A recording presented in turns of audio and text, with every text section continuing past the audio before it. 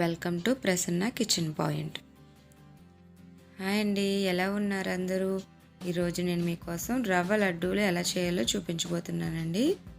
మరి నా ఛానల్ని మీరు ఎవరైనా ఫస్ట్ టైం చూస్తున్నట్లయితే ప్లీజ్ సబ్స్క్రైబ్ చేయండి, లైక్ చేయండి, షేర్ చేయండి, ఆల్ బెల్ బటన్ని ప్రెస్ చేయండి. ముందుగా మిక్సింగ్ బౌల్లోకి 1 కప్ బొంబాయి రవ్వ వేసుకున్నానండి. 1/2 కప్పు కొబ్బరి తురుము కలుపుకొని దీన్ని ఒక 2 అవర్స్ పక్కన పెట్టుకోవాలండి. అప్పుడే మంచి టేస్ట్ అనేది దీనికి వస్తుంది. ప్యాన్ పెట్టుకొని ఇందులోని 50 గ్రామ్స్ వరకు నెయ్యి వేసుకోవాలండి. నెయ్యి రవ్వ లడ్డూలో చాలా టేస్ట్గా ఉంటుంది. ఎక్కువ వేసుకున్నా కూడా మనకి చాలా మంచి రుచి అనేది వస్తుందండి. ఇప్పుడు మనం దీంట్లోని క్రిస్మస్ జీడిపప్పుని వేయించుకుంటామండి. వేగిన తర్వాత వీటిని బౌల్లోకి తీసుకుందామండి. ఇప్పుడు అదే నెయ్యిలోని మనం 2 అవర్స్ మిక్స్ చేసుకొని పక్కన పెట్టుకున్న రవ్వని వేసేసుకుంటున్నామండి. నెయ్యిలో మంచి సువాసన వచ్చే వరకు ఫ్రై చేసుకోవాలండి. 10 మినిట్స్ వరకు టైం పడుతుందండి ఫ్రై చేసుకోవాలి. లో ఫ్లేమ్లోనే ఫ్రై చేసుకోవాలండి, లేకపోతే కలర్ చేంజ్ అయిపోతుంది. చూసారు కదండి, మంచి సువాసనతో రవ్వ అనేది ఫ్రై అయిపోయింది.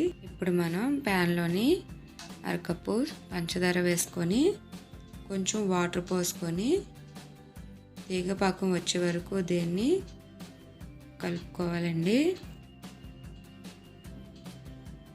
లో ఫ్లేమ్లోనే మనం దీన్ని కలుపుకుంటూ ఉండాలి.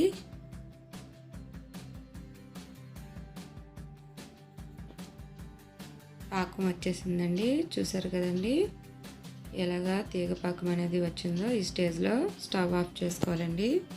ఇప్పుడు మనం దీంట్లోని ఫ్రై చేసుకున్న రవ్వని వేసేసుకోవాలండి. వేసుకొని కలుపుకోవాలండి. మొత్తం పాకంలోని కలిసేలాగా కలుపుకోవాలి.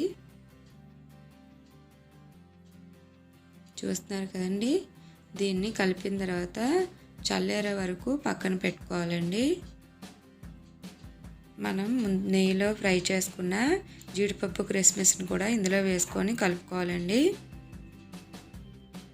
ఇది చల్లారే వరకు పక్కన పెట్టేసుకోవాలి. చూసారు కదండి, చల్లారిందండి. ఇప్పుడు దీనిని ఉండల కింద మనకు నచ్చిన సైజులోని ఉండ చుట్టుకోండి. చాలా పర్ఫెక్ట్గా టేస్టీగా రవ్వ లడ్డూలు మీ ఇంట్లోనే చేసుకోవచ్చండి. మరి మీరు కూడా ఒకసారి ట్రై చేయండి, చాలా బాగుంటాయి. Thank you.